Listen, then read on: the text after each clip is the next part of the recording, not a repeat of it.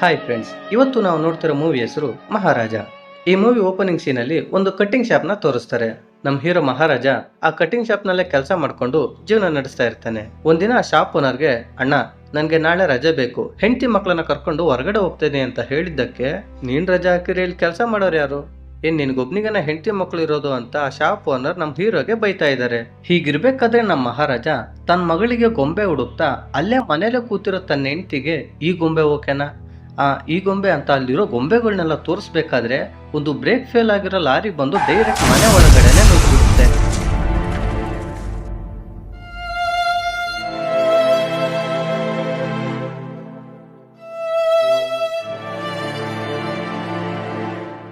ಕೆಲವು ವರ್ಷಗಳಾದ ನಂತರ cinema open ಆಗುತ್ತೆ.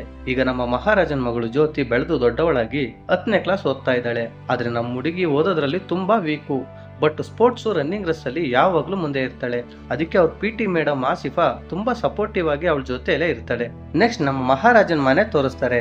ಆ ಮನೇಲಿ ನಮ್ಮ ಮಹಾರಾಜನ್ ಜೊತೆ ಅವನ ಮಗಳು ಜ್ಯೋತಿ ಮತ್ತೆ ಲಕ್ಷ್ಮಿ ಇರ್ತಾರೆ. ಈ ಲಕ್ಷ್ಮಿ ಯಾರು ಅಂದ್ರೆ ಅದು ಒಂದು ಡಸ್ಟ್ ಬಿನ್ ಆಗಿರುತ್ತೆ. ನಮ್ಗಿದು ಬರೀ ಡಸ್ಟ್ ಬಿನ್ ಆದ್ರೆ ಅವ್ರಿಗೆ ಇದು ದೇವ್ರಿಗಿಂತ ಹೆಚ್ಚು.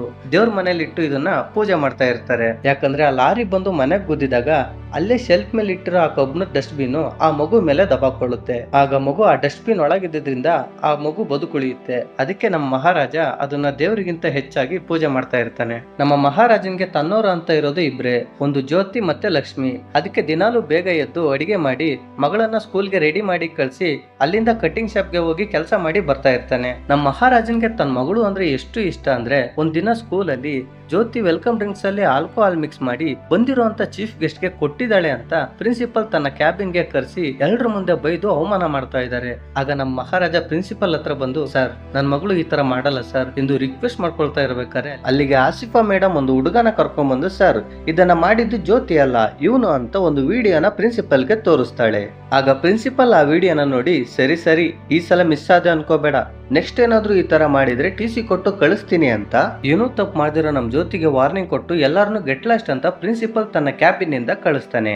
ಆಗ ನಮ್ಮ ಜ್ಯೋತಿ ತಲೆ ತೆಗೆಸ್ಕೊಂಡು ಹೋಗ್ತಾ ಇರೋದು ನೋಡಿ ನಮ್ಮ ಮಹಾರಾಜ ಅವಳ ಕೈ ಹಿಡಿದು ಅಲ್ಲೇ ನಿಂತ್ಕೊಂಡು, ಸರ್ ನನ್ ಮಗಳು ಯಾವ ತಪ್ಪು ಮಾಡಿಲ್ಲ ಅಂದ್ರೂ ಎಲ್ರ ಮುಂದೆ ಬೈದ್ರಿ, ಅದಕ್ಕೆ ನನ್ ಮಗಳ ಹತ್ರ ಕ್ಷಮೆ ಕೇಳಿ ಸರ್ ಅಂತ ಹೇಳ್ತಿರ್ಬೇಕಾದ್ರೆ ಆಗ ಪ್ರಿನ್ಸಿಪಲ್ ಏನು ನಾನ್ ಕ್ಷಮೆ ಕೇಳ್ಬೇಕಾ ಅಂತ ಹೇಳ್ಬೇಕಾದ್ರೆ, ಸರ್ ನನ್ ಮಗಳು ಯಾವ ತಪ್ಪು ಮಾಡಿಲ್ಲ ಅಂದ್ರೂ ಬೈದ್ರಿ, ಅದು ತಪ್ಪಲ್ವಾ ಸರ್, ಅದಕ್ಕೆ ನನ್ನ ಮಗಳ ಹತ್ರ ಕ್ಷಮೆ ಕೇಳಿ ಸರ್ ಅಂತ ಹೇಳ್ತಿರ್ಬೇಕಾದ್ರೆ ಆಗ ಪ್ರಿನ್ಸಿಪಲ್ಗೆ ಫುಲ್ ಸಿಟ್ಟು ಬಂದು, ಏನು ನಾನ್ ನಿನ್ನ ಮಗಳ ಹತ್ರ ಕ್ಷಮೆ ಕೇಳ್ಬೇಕಾ, ಹೇ ಯಾರ ಹತ್ರ ಏನ್ ಮಾತಾಡ್ತಿದ್ಯೋ ಗೊತ್ತಾ ನಿನ್ಗೆ, ಈ ಕಾಲೇಜ್ ಓನರ್ ನಾನು, ಹೇ ಸೆಕ್ಯೂರಿಟಿ ಒದ್ದು ಹೊರಗಾಕ್ರಿ ಇವನ್ನ ಅಂತ ಸೆಕ್ಯೂರಿಟಿಗೆ ಹೇಳ್ತಾನೆ. ಆಗ ನಮ್ಮ ಮಹಾರಾಜ, ಸರ್ ನನ್ನ ಮಗಳು ಯಾವ ತಪ್ಪು ಮಾಡಿಲ್ಲ ಅಂದ್ರೂ ಬೈದ್ರಿ, ಅದು ತಪ್ಪಲ್ವ ಸರ್, ಅದಕ್ಕೆ ನನ್ನ ಮಗಳ ಹತ್ರ ಕ್ಷಮೆ ಕೇಳಿ ಸರ್ ಅಂತ ಹೇಳ್ಬೇಕಾದ್ರೆ ಆಗ ಸೆಕ್ಯೂರಿಟಿಗಳು ಬಂದು ನಮ್ಮ ಮಹಾರಾಜನ ಎಳ್ಕೊಂಡು ಹೋಗ್ಬೇಕಾದ್ರೆ ಅಲ್ಲಿದ್ದ ಒಂದು ಕಂಬನ ನಮ್ಮ ಮಹಾರಾಜ ಬಿಗಿಯಾಗಿ ಹಿಡ್ಕೊಳ್ತಾನೆ.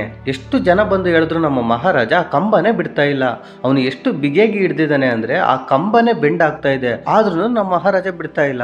ಆಗ ಜ್ಯೋತಿ ಪ್ರಿನ್ಸಿಪಲ್ ಹತ್ರ ಬಂದು, ಸರ್ ನೀವು ಕ್ಷಮೆ ಕೇಳೋವರೆಗೂ ನಮ್ಮ ಅಪ್ಪ ಬಿಡಲ್ಲ ಸರ್, ಪ್ಲೀಸ್ ಕ್ಷಮೆ ಕೇಳಿ ಸರ್ ಎಂದು ಪ್ರಿನ್ಸಿಪಲ್ ಹತ್ರ ಕೇಳ್ಕೊಳ್ತಾ ಇದ್ದಾಳೆ. ಆಗ ಪ್ರಿನ್ಸಿಪಲ್ ಕಂಬನೇ ಬೆಂಡ್ ಆಗ್ತಿರೋದನ್ನ ನೋಡಿ ಹೆದರಿ, ನೋಡಮ್ಮ ನಾನು ಮಾಡಿದ್ದು ತಪ್ಪಾಯ್ತು, ಪ್ಲೀಸ್ ನನ್ನನ್ನ ಕ್ಷಮಿಸ್ಬಿಡು ಅಂತ ಪ್ರಿನ್ಸಿಪಲ್ ಜ್ಯೋತಿ ಹತ್ರ ಕ್ಷಮೆ ಕೇಳ್ತಾನೆ. ಆಗ ನಮ್ಮ ಮಹಾರಾಜ ಹಿಡಿದಿರೋ ಕೈನ ನಿಧಾನವಾಗಿ ಬಿಡ್ತಾನೆ. ಆ ಮೂಮೆಂಟ್ ಅಲ್ಲಿ ಜ್ಯೋತಿ ಅವ್ರ ಅಪ್ಪನ ನೋಡ್ತಾ ಬರ್ಬೇಕಾದ್ರೆ ಆ ಮಗಳ ಕಣ್ಣಲ್ಲಿ ಒಂದು ಸಂತೋಷ ಕಾಣಿಸುತ್ತೆ. ಅದನ್ನ ನೋಡಿ ವಾಹ್, ಇದು ಅಪ್ಪ ಮಗಳ ಸಂಬಂಧ ಅಂತ ಅನ್ಸುತ್ತೆ. ಇದು ಈ ಸಿನಿಮಾದಲ್ಲಿರೋ ನನ್ನ ಫೇವ್ರೆಟ್ ಸೀನ್. ಈಗ ನಮ್ಮ ಜ್ಯೋತಿ ಒಂದು ವಾರ ಕೊಯಂಬತ್ತೂರ್ ಸ್ಪೋರ್ಟ್ಸ್ ಕ್ಯಾಂಪ್ಗೆ ಹೋಗ್ತಾ ಇದ್ದಾಳೆ.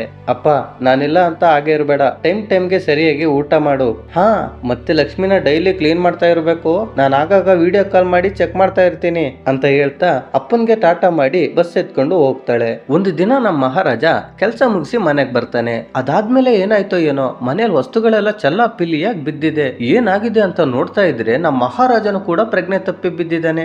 ನೆಕ್ಸ್ಟ್ ಕಟ್ ಆದ್ರೆ ಕರುಣಾಕರನ್ ಅನ್ನೋ ಒಬ್ಬ ಕೌನ್ಸಿಲರ್ ನ ತೋರಿಸ್ತಾರೆ.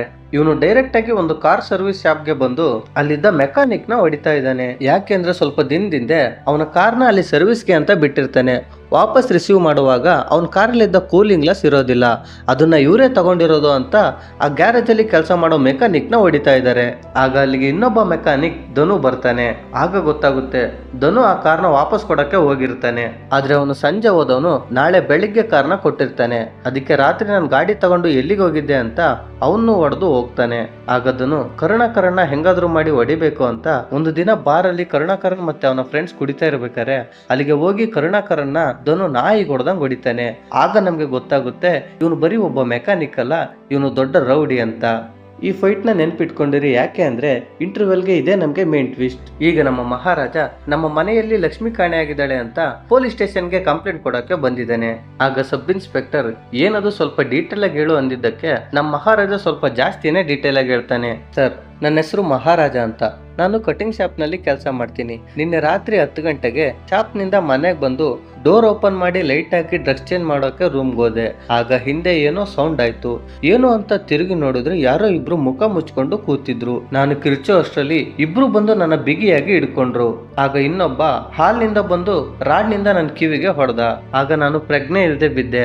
ಆಮೇಲೆ ಎದ್ದು ನೋಡಿದ್ರೆ ನನ್ನ ಲಕ್ಷ್ಮಿನ ಎತ್ಕೊಂಡು ಹೋಗಿದ್ರು ಸರ್ ಅಂತ ನಮ್ಮ ಮಹಾರಾಜ ಹೇಳಿದ್ದನ್ನ ಕೇಳಿ ನಮ್ಮ ಸಬ್ ಇನ್ಸ್ಪೆಕ್ಟರ್ ಎಷ್ಟು ಗ್ರಾಮ್ ಚಿನ್ನನಪ್ಪ ಅಂತ ಕೇಳ್ತಾರೆ.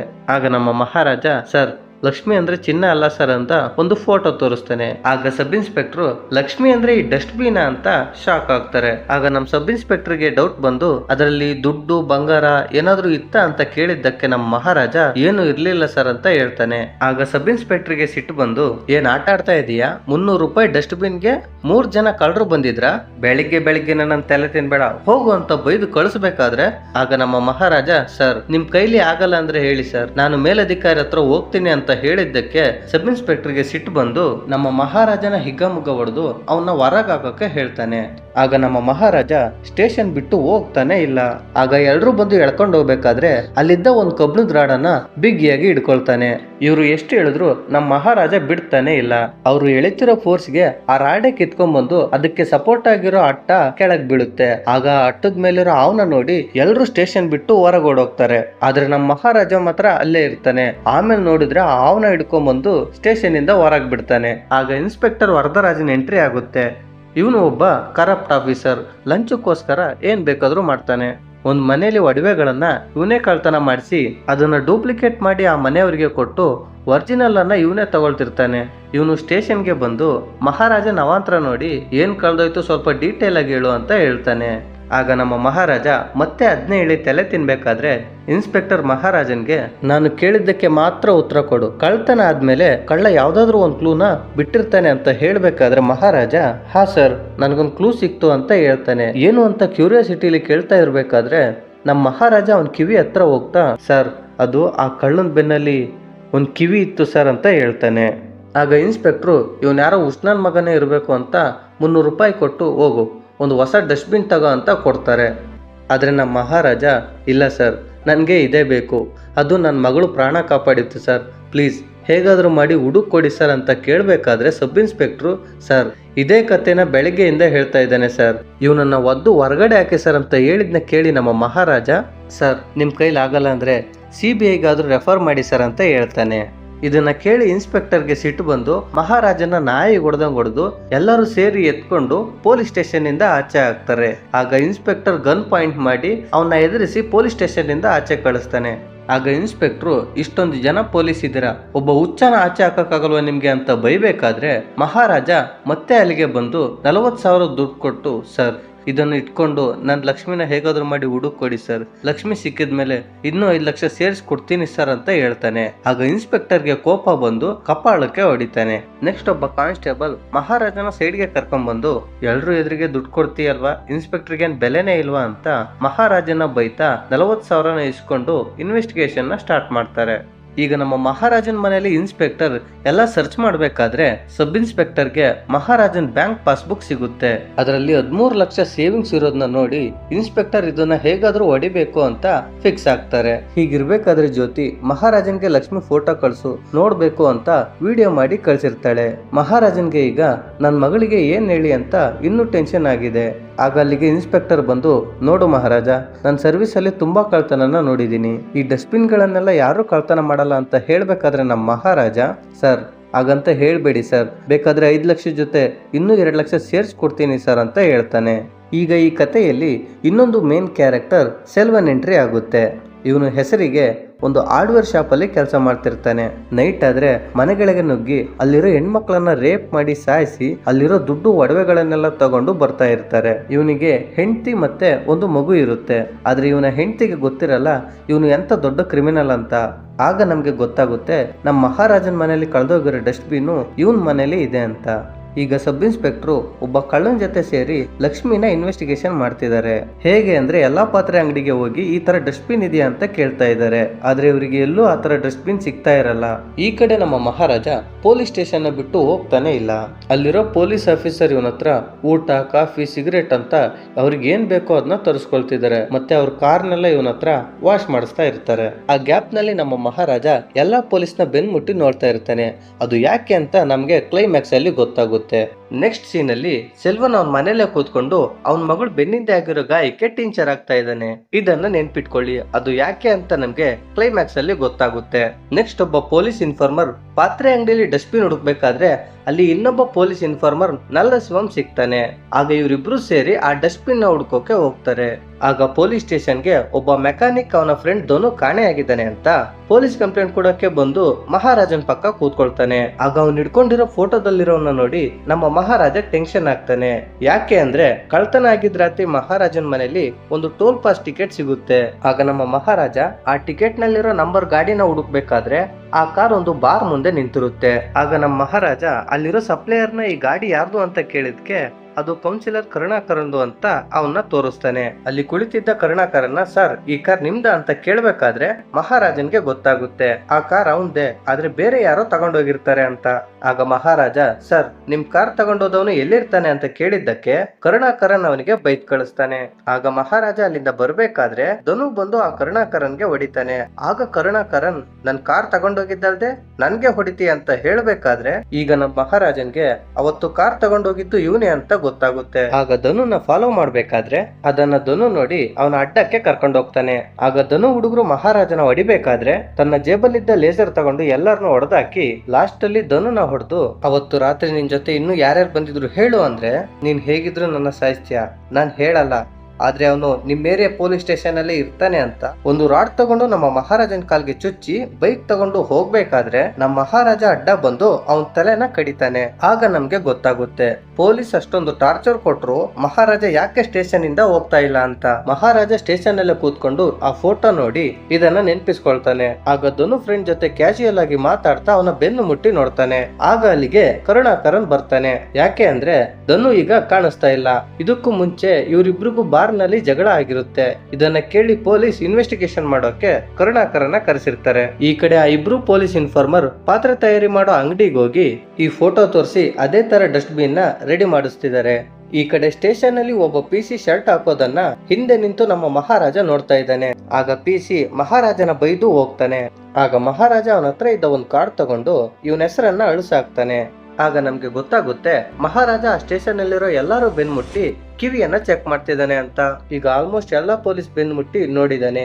ಇನ್ನು ಸ್ವಲ್ಪ ಪೊಲೀಸ್ ಮಾತ್ರ ಪೆಂಡಿಂಗ್ ಇದೆ. ಈಗ ಜ್ಯುವೆಲರಿ ಶಾಪ್ ನಲ್ಲಿ ಸೆಲ್ವನ್ ಅವನ ಮಗಳ ಬರ್ತ್ಡೇಗೆ ಒಂದು ನೆಕ್ಲೆಸ್ ನ ಆರ್ಡರ್ ಕೊಟ್ಟು ಮಾಡಿಸ್ತಾ ಇದ್ದಾನೆ.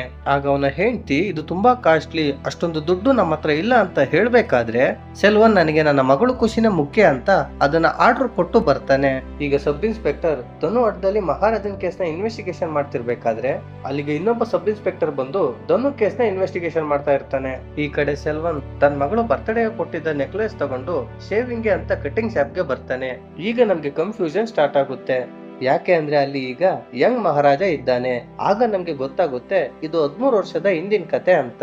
ಮಹಾರಾಜ ಸೆಲ್ವನ್ಗೆ ಟ್ರಿಮ್ ಮಾಡ್ಬೇಕಾದ್ರೆ ಚಾರ್ಜ್ ಖಾಲಿ ಆಗುತ್ತೆ. ಆಗ ಬ್ಯಾಟ್ರಿ ತರೋಕೆ ಅಂತ ಮಹಾರಾಜ ಹೊರಗೆ ಹೋದಾಗ ಸೆಲ್ವನ್ಗೆ ಅವನ ಫ್ರೆಂಡ್ ಕಾಲ್ ಮಾಡಿ ನಾವು ಮಾಡಿರೋ ರಾಬರಿ ಕೇಸ್ ಬಗ್ಗೆ ನ್ಯೂಸ್ ಪೇಪರ್ ಅಲ್ಲಿ ಬಂದಿದೆ ಅಂತ ಮಾತಾಡ್ಬೇಕಾದ್ರೆ ನಮ್ಮ ಮಹಾರಾಜ ಹಿಂದೆನೆ ನಿಂತಿರ್ತಾನೆ. ಆಗ ಸೆಲ್ವನ್ ನೋಡಿ ಇವನಿಗೆ ನನ್ನ ಬಗ್ಗೆ ಗೊತ್ತಾಯ್ತೇನೋ ಅಂತ ತಿಳ್ಕೊಂಡು ಏನೂ ಮಾತಾಡದೆ ಶೇವಿಂಗ್ ಮಾಡಿಸ್ಕೊಂಡು ಹೋಗ್ತಾನೆ. ಸೆಲ್ವನ್ ಮನೇಲಿ ಈಗ ಮಗಳ ಬರ್ತ್ಡೇಗೆ ತಯಾರಿ ಮಾಡ್ತಾ ಇದ್ದಾರೆ. ಆಗ ಸೆಲ್ವನ್ ಮಗಳಿಗೆ ತಂದಿರೋ ನೆಕ್ಲೆಸ್ ನ ಮರ್ತು ಕಟಿಂಗ್ ಶಾಪ್ ನಲ್ಲೇ ಬಿಟ್ಟಿರ್ತಾನೆ. ಇದನ್ನ ತರೋಕೆ ಮನೆಯಿಂದ ಹೊರಗೆ ಬಂದು ನೋಡಿದ್ರೆ ಅದೇ ಟೈಮ್ ನಲ್ಲಿ ಮಹಾರಾಜ ಸೆಲ್ವನ್ ಬಿಟ್ಟೋಗಿರೋ ನೆಕ್ಲೆಸ್ ನ ವಾಪಸ್ ಕೊಡೋದಕ್ಕೆ ಅವನ್ ಮನೆಗೆ ಬರ್ತಾ ಇದ್ದಾನೆ. ಆದ್ರೆ ಅವನ ಹಿಂದೆ ಪೊಲೀಸ್ ಬರ್ತಾ ಇರೋದನ್ನ ನೋಡಿ ಮಹಾರಾಜನೇ ಪೊಲೀಸ್ಗೆ ಹೇಳಿ ಕರ್ಕೊಂಡ್ ಬಂದಿದ್ದಾನೆ ಅಂತ ಸೆಲ್ವನ್ ತಿಳ್ಕೊಳ್ತಾನೆ. ಆಗ ಪೊಲೀಸ್ ಬಂದು ಸೆಲ್ವನ್ನ ಅರೆಸ್ಟ್ ಮಾಡ್ಬೇಕಾದ್ರೆ ಅವನ ಹೆಂಡತಿ ಬಂದು ತಡಿತಾ ಇದ್ದಾಳೆ. ಯಾಕಂದ್ರೆ ಅವಳಿಗೆ ಗೊತ್ತಿಲ್ಲ ತನ್ನ ಗಂಡ ಎಂತ ಕ್ರಿಮಿನಲ್ಲು ಅಂತ. ಆಗ ಸೆಲ್ವನ್ ಫ್ರೆಂಡ್ ಶಬರಿ ಬೈಕ್ ನಲ್ಲಿರೋ ಗನ್ ತಗೊಂಡು ಪೊಲೀಸ್ಗೆ ಶೂಟ್ ಮಾಡ್ತಾನೆ. ಆಗ ಪೊಲೀಸ್ ಶಬರಿಗೆ ಶೂಟ್ ಮಾಡ್ತಾರೆ. ಆಗ ಅವನು ಅಲ್ಲೇ ಬಿದ್ದು ಸತ್ತೋಗ್ತಾನೆ. ಇದನ್ನು ನೋಡಿ ಸೆಲ್ವನ್ ಕಳ್ಳಾನೆ ಅಂತ ಅವನ ಹೆಂಡತಿಗೆ ಗೊತ್ತಾಗಿ, ನೀನ್ ಇಂಥವನು ಅಂತ ಗೊತ್ತಿರ್ಲಿಲ್ಲ, ನಾನ್ ಸತ್ರು ನಿನ್ ಮುಖ ನೋಡಲ್ಲ ಅಂತ ಮಗುನ ಕರ್ಕೊಂಡು ಹೋಗ್ತಾಳೆ. ಆಗ ಸೆಲ್ವನ್ನ ಪೊಲೀಸ್ ಸ್ಟೇಷನ್ಗೆ ಎಳ್ಕೊಂಡು ಹೋಗ್ತಾರೆ. ಜ್ಯೋತಿ ಇವತ್ತು ಸ್ಪೋರ್ಟ್ಸ್ ಕ್ಯಾಂಪ್ ಮುಗಿಸ್ಕೊಂಡು ಮನೆಗ್ ಬರ್ತಾ ಇದ್ದಾಳೆ. ಅಪ್ಪ, ಇವತ್ತು ರಾತ್ರಿ ಅಷ್ಟೊತ್ತಿಗೆ ಮನೆಗ್ ಬರ್ತೀನಿ. ಅವತ್ತು ಕೊಡ್ಸಿದ್ದಲ್ಲ ಆ ಶೂ ಹೊರದೋಯ್ತು, ಬರ್ತಾ ಅದೇ ತರ ಶೂ ತಾಂಬ ಅಂತ ಮಹಾರಾಜನ್ಗೆ ವಾಯ್ಸ್ ನೋಟ್ ಆಗ್ತಿದ್ದಾಳೆ. ಈಗ ಇನ್ಸ್ಪೆಕ್ಟರ್ ಪೊಲೀಸ್ ಇನ್ಫಾರ್ಮರ್ಗೆ ಹೇಳಿ ಅದೇ ತರ ಡಸ್ಟ್ ಬಿನ್ ನ ರೆಡಿ ಮಾಡಿಸಿದಾನೆ. ಆದ್ರೆ ಅದನ್ನ ನಾನೇ ಕದ್ದಿದ್ದು ಅಂತ ಸರೆಂಡರ್ ಆಗೋದಿಕ್ಕೆ ಇನ್ಸ್ಪೆಕ್ಟರ್ ಎಲ್ಲಾ ಕಳ್ಳರಿಗೂ ಕಾಲ್ ಮಾಡಿ ಕೇಳ್ತಾ ಇದ್ದಾರೆ. ಡಸ್ಟ್ ಬಿನ್ ಕಳ್ತನ ಮಾಡ್ತೀನಿ ಅಂತ ಗೊತ್ತಾದ್ರೆ ನಮ್ಗೆ ಮರ್ಯಾದೆನೇ ಇರಲ್ಲ ಅಂತ ಯಾರು ಒಪ್ಕೊಳ್ತಾ ಇಲ್ಲ. 50,000 ದುಡ್ಡು ಕೊಡ್ತೀನಿ ಅಂದ್ರೂ ಕೂಡ ಯಾರು ಒಪ್ಕೊಳ್ತಿಲ್ಲ. ಇದನ್ನ ಕೇಳಿ ನಲ್ಲ ಶಿವಂ, ಏನು 50,000ನಾ? ಹೇಗಿದ್ರು 2 ದಿನಕ್ಕೆ ರಿಲೀಸ್ ಆಗ್ತೀನಿ, 50,000ನ ಯಾಕೆ ಬಿಡ್ಬೇಕು ಅಂತ ನಲ್ಲ ಶಿವಂ ಸರೆಂಡರ್ ಆಗೋಕೆ ಒಪ್ಕೊಳ್ತಾನೆ. ಆಗ ಇನ್ಸ್ಪೆಕ್ಟ್ರು ಸ್ಟೇಷನ್ ಅಲ್ಲಿರೋ PC-ಗೆ ಕಾಲ್ ಮಾಡಿ ಮಹಾರಾಜನ ಹತ್ರ ಆ ಕಳ್ತನದ ಬಗ್ಗೆ ಸ್ಟೇಟ್ಮೆಂಟ್ ತಗೊಳ್ಳಿ ಅಂತ ಹೇಳ್ತಾನೆ. ಆಗ ಮಹಾರಾಜ PC-ಗೆ ಅವತ್ತು ನಡೆದದ್ನೆಲ್ಲ ಹೇಳ್ಬೇಕಾದ್ರೆ ಇಲ್ಲಿ ಇನ್ಸ್ಪೆಕ್ಟರ್ ಅದನ್ನ ರೆಕಾರ್ಡ್ ಮಾಡ್ಕೊಂಡು ಕೇಳಿಸ್ಕೊಳ್ತಾ ಇದ್ದಾರೆ. ಯಾಕಂದ್ರೆ ನಲ್ಲ ಶಿವಂ ಬೆಳಿಗ್ಗೆ ಅದೇ ರೀತಿ ಆಕ್ಟ್ ಮಾಡ್ಬೇಕಲ್ವಾ, ಅದಕ್ಕೆ. ಈಗ ನಮಗೊಂದು ಶಾಕಿಂಗ್ ಟ್ವಿಸ್ಟ್ ಬರುತ್ತೆ. ಮಹಾರಾಜ ಇಲ್ಲಿವರೆಗೂ ಏನ್ ಹೇಳಿದ್ನೋ ಅದನ್ನ ಅವನ್ ಪಾಯಿಂಟ್ ಆಫ್ ವ್ಯೂ ನಲ್ಲೇ ತೋರಿಸಿರ್ತಾರೆ. ಆದ್ರೆ ಈಗ ಅದನ್ನ ಅವನ್ ಮಗಳ ಪಾಯಿಂಟ್ ಆಫ್ ವ್ಯೂ ನಲ್ಲಿ ತೋರಿಸ್ತಾರೆ. ಜ್ಯೋತಿ ಈಗ ಕ್ಯಾಂಪ್ ನಿಂದ ಮನೆಗೆ ಬಂದು ಡೋರ್ ಓಪನ್ ಮಾಡಿ ಲೈಟ್ ಹಾಕಿ ರೂಮ್ಗೆ ಹೋಗಿ ಡ್ರೆಸ್ ಚೇಂಜ್ ಮಾಡ್ಬೇಕಾದ್ರೆ ಆ ರೂಮ್ ಅಲ್ಲಿ ಧನು ಅದನ್ನ ಬಚ್ಚಿಟ್ಕೊಂಡು ನೋಡ್ತಾ ಇದ್ದಾನೆ. ಆಗ ಏನೋ ಸೌಂಡ್ ಆಗುತ್ತೆ. ಆಗ ಜ್ಯೋತಿ ಹಿಂದೆ ತಿರುಗಿ ನೋಡಿ ಕಿರಿಸ್ತಾಳೆ. ಆಗ ಹಿಂದೆಯಿಂದ ಒಬ್ಬ ಓಡಿ ಬಂದು ಅವಳ ಬಾಯಿನ ಬಿಗಿಯಾಗಿ ಹಿಡ್ಕೊಳ್ತಾನೆ. ಆಗ ನಮ್ಗೆ ಗೊತ್ತಾಗುತ್ತೆ ಅವನು ಬೇರೆ ಯಾರೋ ಅಲ್ಲ, ಇಷ್ಟು ದಿನ ಪೊಲೀಸ್ ಇನ್ಫಾರ್ಮರ್ ಆಗಿ ಕೆಲಸ ಮಾಡ್ತಿರೋ ನಲ್ಲ ಶಿವಂ ಅಂತ. ಈಗ ನಮ್ಗೆ ಗೊತ್ತಾಗುತ್ತೆ ಧನು ಸಾಯುವಾಗ ನಿಮ್ ಏರಿಯಾ ಪೊಲೀಸ್ ಸ್ಟೇಷನ್ ಅಲ್ಲಿ ಒಬ್ಬ ಇದ್ದಾನೆ ಅಂತ ಹೇಳಿದ್ನಲ್ವಾ, ಅದು ನಲ್ಲ ಶಿವಂ ಅಂತ. ಈಗ ನಮ್ಮ ಮಹಾರಾಜ ಇಷ್ಟು ದಿನ ಪೊಲೀಸ್ ಸ್ಟೇಷನ್ ಅಲ್ಲಿ ಯಾಕಿದ್ದ ಅಂತ ನಮ್ಗೆ ಈಗ ಗೊತ್ತಾಗುತ್ತೆ.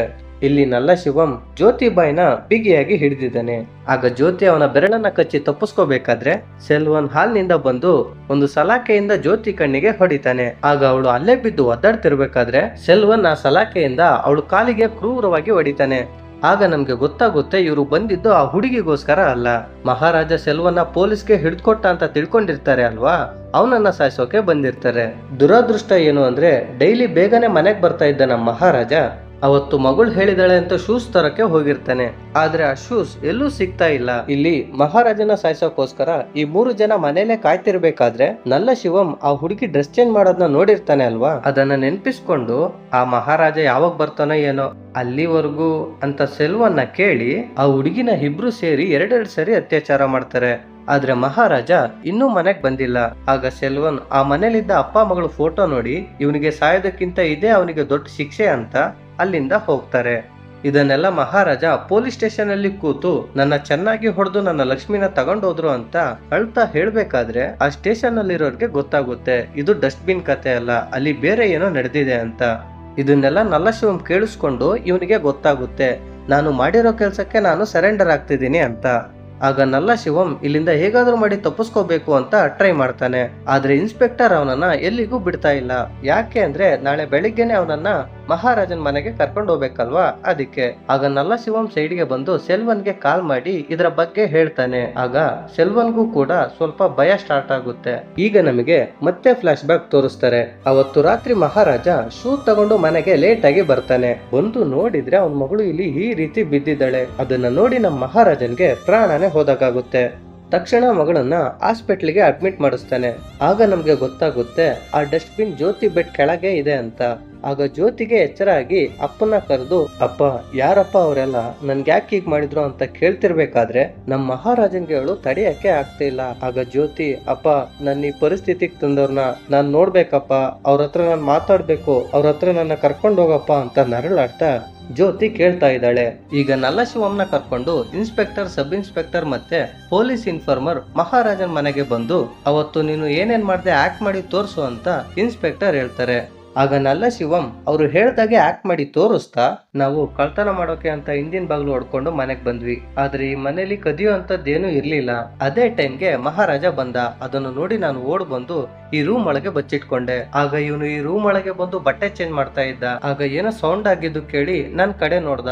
ಆಗ ನಾನು ಓಡ್ ಬಂದು ಅವನ್ ಬಾಯ್ನ ಮುಚ್ಚದೆ ಅಂತ ಆಕ್ಟ್ ಮಾಡಿ ತೋರಿಸ್ಬೇಕಾದ್ರೆ ನಮ್ ಮಹಾರಾಜ ಇರೋದು 5.5 ಅಡಿ, ಆದ್ರೆ ನಲ್ಲ ಶಿವಂ ಹಿಡ್ದಿರೋದು 3.5 ಅಡಿ. ಆಗ ನಮ್ಮ ಮಹಾರಾಜನಿಗೆ ಗೊತ್ತಾಗುತ್ತೆ ಇವನೇ ಆ 2ನೇ ವ್ಯಕ್ತಿ ಅಂತ. ಆಗ ಮಹಾರಾಜ ಹೋಗಿ ಅವನ್ ಬೆನ್ ಮುಟ್ಟಿ ನೋಡಿದ್ರೆ ಅವನ್ ಮಗಳು ಹಿಡಿರೋ ಹಾಗೆ ಅವನ್ ಬೆನ್ನಿಂದೆ ಕಿವಿ ತರ ಗಂಟ್ ಕಟ್ಟಿರುತ್ತೆ.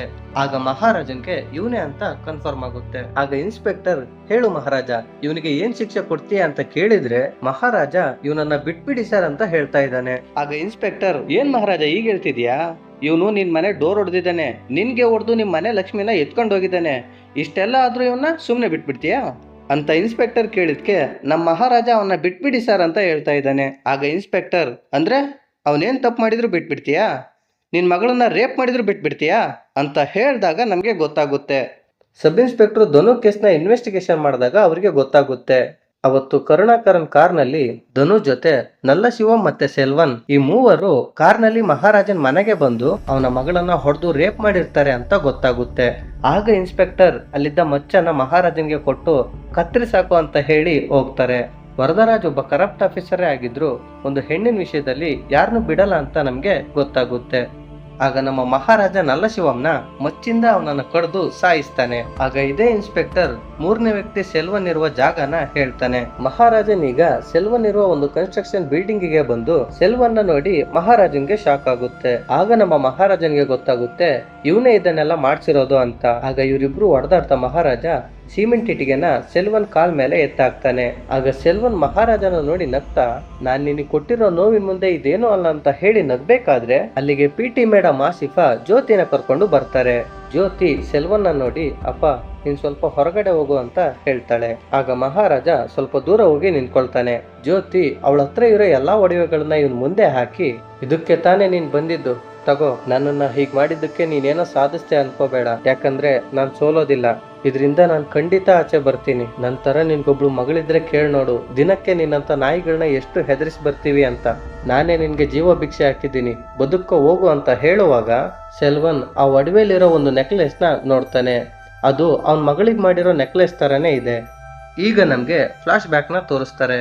ಅವತ್ತು ಸೆಲ್ವನ್ ಜೈಲ್ಗೆ ಹೋದ್ಮೇಲೆ ಅವನ ಹೆಂಡತಿ ಮಗುನ ಕರ್ಕೊಂಡು ಬೇರೆ ಮನೆಗೆ ಶಿಫ್ಟ್ ಆಗಿರ್ತಾರೆ.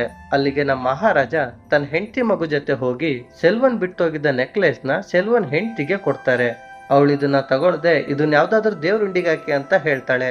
ಆಗ ನಮ್ಮ ಮಹಾರಾಜನ ಹೆಂಡತಿ ಆ ಮಗುಗೆ ಒಂದು ಗೊಂಬೆನಾದ್ರೂ ತಂದ್ಕೊಡಿ ಅಂತ ಹೇಳಿದಾಗ ಮಹಾರಾಜ ಹೋಗಿ ಗೊಂಬೆ ಹುಡುಕ್ಬೇಕಾದ್ರೆ ಒಂದು ಲಾರಿ ಬ್ರೇಕ್ ಫೇಲ್ ಆಗಿ ಬಂದು ಆ ಮನೆಗೆ ಗುದ್ದುತ್ತೆ. ಆಗ ಅಲ್ಲಿದ್ದ ಎಲ್ಲರೂ ಸೊತ್ತು ಹೋಗಿ ಲಕ್ಷ್ಮಿ ಸಹಾಯದಿಂದ ಆ ಮಗು ಮಾತ್ರ ಉಳಿಯುತ್ತೆ. ಈಗ ನಮ್ಮ ಮಹಾರಾಜ ತನ್ನ ಮಗಳನ್ನ ಕರ್ಕೊಂಡು ಹೋಗ್ಬೇಕಾದ್ರೆ ಸೆಲ್ವನ್ ಅವಳನ್ನ ನೋಡ್ತಾನೆ. ಜ್ಯೋತಿ ಹೆಗಲ್ ಹತ್ರ ಒಂದು ಗುರುತಿರುತ್ತೆ. ಅದನ್ನ ನೋಡಿದಾಗ ಸೆಲ್ವನ್ಗೆ ಗೊತ್ತಾಗುತ್ತೆ ಇವಳೇ ನನ್ ಮಗಳು ಅಂತ. ಆಗ ಸೆಲ್ವನ್ ಅಮ್ಮ ಅಮ್ಮ ಅಂತ ಮಾತಾಡ್ಸಕ್ ಹೋಗ್ಬೇಕಾದ್ರೆ ಮಹಾರಾಜ ಅವಳನ್ನ ಕರ್ಕೊಂಡು ಹೋಗ್ತಾನೆ. ಆದ್ರೆ ಸೆಲ್ವನ್ ಕಾಲಿಗೆ ಸಿಮೆಂಟ್ ಇಟ್ಟಿಗೆ ಎತ್ತಾಕಿದ್ರಿಂದ ಅವನಿಗೀಗ ನಡೆಯಕ್ಕಾಗ್ತಿಲ್ಲ. ಆಗ ಬಿದ್ದು ನರಳಾಡ್ತಾ ಅವನ್ ಪಾಪ ಕರ್ಮನೆಲ್ಲ ನೆನೆಸ್ಕೊಂಡು ಅಲ್ಲಿಂದ ಕೆಳಗ್ ಬಿದ್ದು ಸತ್ತೋಗ್ತಾನೆ. ಆಗ ಅವನ್ ರಕ್ತ ಹರ್ಕೊಂಡ್ ಬಂದು ಅವನ್ ಮಗಳು ಹೆಜ್ಜೆ ಗುರುತಿನ ತುಂಬಾ ಬಂದು ನಿಲ್ಲುತ್ತೆ. ಇಲ್ಲಿಗೆ ಈ ಸಿನಿಮಾ ಮುಗಿಯುತ್ತೆ. ಈ ವಿಡಿಯೋ ನಿಮ್ಗೆ ಇಷ್ಟ ಆಗಿದ್ರೆ ಲೈಕ್ ಮಾಡಿ. ಮತ್ತಷ್ಟು ವಿಡಿಯೋಗಳಿಗೆ movie buff Kannada YouTube channel ನ ಸಬ್ಸ್ಕ್ರೈಬ್ ಮಾಡಿ.